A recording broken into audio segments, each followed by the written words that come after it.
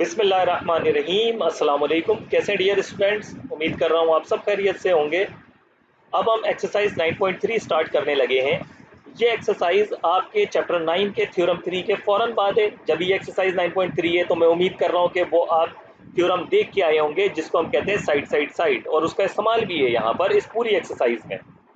So total 3 question है इस exercise में। पहला क्वेश्चन हम यहाँ पे प्रूव करेंगे, और ये जो पहला क्वेश्चन है ये आपकी पिछली एक्सरसाइज 9.2 के क्वेश्चन 2 का कन्वर्स है। ये मैंने वहाँ पे बताया था क्वेश्चन 2 सॉल्व करवाते हुए एक्सरसाइज 9.2 का। तो यहाँ पे कन्वर्स मौजूद है। तो आपको याद है एक्सरसाइज 9.2 के क्वेश्चन 2 में क्या चीज़ मौजूद थी कि ये जो वर्टिकल एंगल था इसका एंगल बाइसेक्टर था, यानी एंगल 1 और एंगल 2 बराबर थे, और ये बेस पर अपोजिट साइड पर परपेंडिकुलर था। ये चीज़ें हमें दी गई थी। तो हमें प्रूफ ये करना था कि ये एक आइसोसेलेस ट्राइंगल होगा, यानी पूरा ट्राइंगल जो एबीसी है ये आइसोसेलेस ट्राइंगल होगा। ए बी और ए सी कॉन्ग्रुएंट होने चाहिए। अब यहाँ पर उल्टा है, आपको आइसोसेलेस ट्राइंगल दे रहा है, यानी ए बी और ए सी बराबर है। आपको साबित ये करना है कि ये जो वर्टिकल एंगल है एंगल ए, ये ए डी जो आप बनाएंगे ये इस एंगल ए को बाइसेक्ट करेगा, यानी एंगल 1 और एंगल 2 बराबर होंगे। उल्टा हो गया ना, एंगल 1 एंगल 2 बराबर साबित करने हैं आइसोसेलेस ट्राइंगल से, और ये भी साबित करना है कि ये 90 डिग्री बनेगा। तो अब आपको कन्वर्स प्रूफ करना है यहाँ पर। तो चलिए क्वेश्चन पढ़ के भी यही चीज़ हम देख लेते हैं कि हमें क्या प्रूफ करना है। कह रहा है A B C is an isosceles triangle. यहाँ दे ही रहा है कि ये जो पूरा ट्राइंगल है ए बी सी ये एक आइसोसेलेस ट्राइंगल है, और अगर आइसोसेलेस ट्राइंगल है तो साइड ए बी की लंबाई और साइड ए सी की लंबाई बराबर है। तो ये हमने लिख लिया, साइड ए बी और ए सी बराबर है। अच्छा, साथ में कन्वर्स प्रूफ करने के लिए हमें एक और कंडीशन साथ में ज़रूरी है, वरना हम कन्वर्स प्रूफ नहीं कर पाएंगे। हमें कन्वर्स प्रूफ करते हुए एक से ज़्यादा कंडीशन की ज़रूरत पड़ सकती है, और वो कंडीशन क्या है यहाँ पे, D is the mid point of base B सी।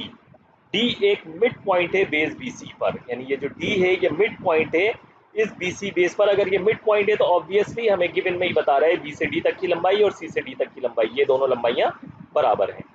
तो ये भी हम लिख लेते हैं यहाँ पर, बी डी और सी डी बराबर है, गिवन में ये हमारे पास आ गया है। अब प्रूफ दैट, प्रूफ हमें ये करना है, तो प्रूफ की हेडिंग में आ जाएगा कि ये जो ए डी है, यहाँ से ए से डी आपने बनाया है, ये एंगल ए को बाइसेक्ट करेगा, bisect angle A. So it means कि एंगल 1 और एंगल 2 कॉन्ग्रुएंट होने चाहिए हमारी डायग्राम के एतबार से। ये हमने प्रूफ करना है। वहाँ पे आपको गिवन में दिया गया था एक्सरसाइज 9.2 के क्वेश्चन 2 में, यहाँ हमें प्रूफ करना है। और ए डी परपेंडिकुलर होगा बी सी से, ये जो ए डी आपने बनाया है ये बी सी से परपेंडिकुलर होगा, वहाँ आपको गिवन में दिया गया था। यहाँ हमें प्रूफ करना है कि ए डी बी और ए डी सी ये जो दो एंगल्स हैं, अगर ये 90 डिग्री हैं तो लाजमी ए डी परपेंडिकुलर है बी सी से, ठीक है ना। यानी इन दोनों एंगल में ये साइड बी सी है, बी पॉइंट बी और पॉइंट सी से, और ये जो ए डी है ये परपेंडिकुलर होगा अगर ये दोनों एंगल 90 डिग्री होंगे। तो ये हमने प्रूव करना है यहाँ पर। तो अपने गिवन के एतबार से लेके चलते हैं हम। डायग्राम हमें दी हुई है, टिक मार्क से हमें पता है कि गिवन में क्या क्या चीज़ें हमें दी गई हैं, और जो मैंने बगैर उसके लिख दिया एंगल 1 एंगल 2 और ये एंगल, ये हमें प्रूफ करना है। अच्छा, 3 टिक मार्क मैंने साइड ए डी पर लगा दिए, क्योंकि अब मैं 2 ट्राइंगल देखूंगा जैसे हमेशा देखता हूँ। एक ट्राइंगल हो जाएगा ए बी डी, अब मैं इस तरह से कॉरस्पॉन्डेंस ले रहा हूँ A B D, A D B नहीं ले रहा, मैं ए बी डी ले रहा हूँ। आप लेने को ए डी बी भी ले सकते हैं, बट मैं एक टिक मार्क से 2 टिक मार्क फिर 3 टिक मार्क कैसे जा रहा हूँ। सो इधर भी ए सी डी लूंगा। आप लेने को कैसे भी कॉरस्पॉन्डेंस ले सकते हैं, कोई फर्क नहीं पड़ता। तो प्रूफ की हेडिंग, प्रूफ टेबल। सबसे पहले स्टेप में in triangle A B D correspondence रखता है ट्राइंगल ए सी डी से। सबसे पहले ए बी साइड होगी ए सी के कॉन्ग्रुएंट, ए बी और ए सी कॉन्ग्रुएंट होंगे। गिवन के एतबार से एक एक टिक मार्क मैंने लगाया हुआ है, यहाँ हमें बताया हुआ है। इसी तरह से बी डी और सी डी बराबर होगी, क्योंकि मिड पॉइंट बताया था तो इससे ऑटोमेटिक पता लग गया था बी डी और सी डी बराबर है, तो मैंने यहाँ पर लिख दिया। ये भी गिवन के एतबार से बराबर है, यहाँ लिखा हुआ है। अब ये जो साइड है डी ए, ये दोनों में कॉमन है, इस ट्राइंगल में भी और इस ट्राइंगल में भी।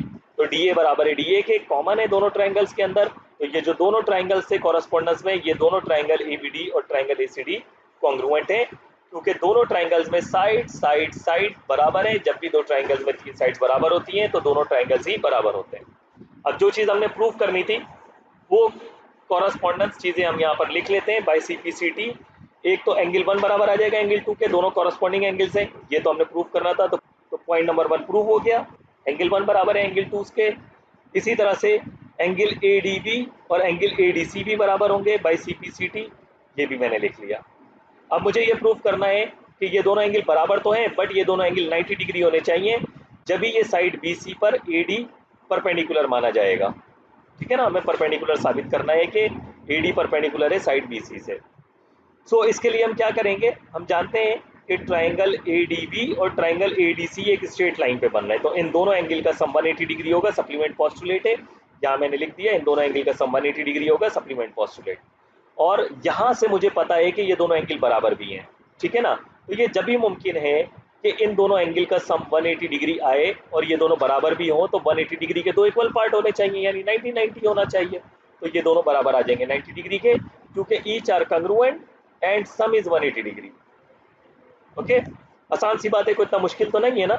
जब दो एंगल का सम 180 डिग्री है और दोनों बराबर भी हों, यानी ये दोनों बराबर भी हों और इन दोनों का सम 180 डिग्री भी हो, तो ये जब ही मुमकिन है ना, जब ये दोनों 90-90 होंगे।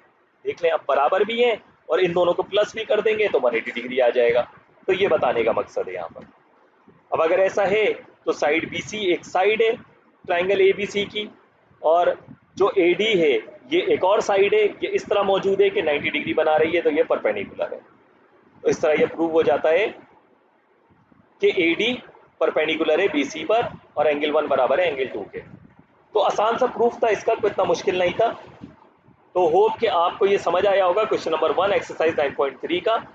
अगर आपका फिर भी कोई सवाल है, आप मुझे व्हाट्सएप कर दें, मुझे कमेंट कर दें, मैं आपको आंसर कर दूंगा उसी हिसाब से। तो नेक्स्ट वीडियो में एक्सरसाइज 9.3 के क्वेश्चन नंबर 2 में आपसे मुलाकात होती है। तब तक के लिए अल्लाह हाफिज़।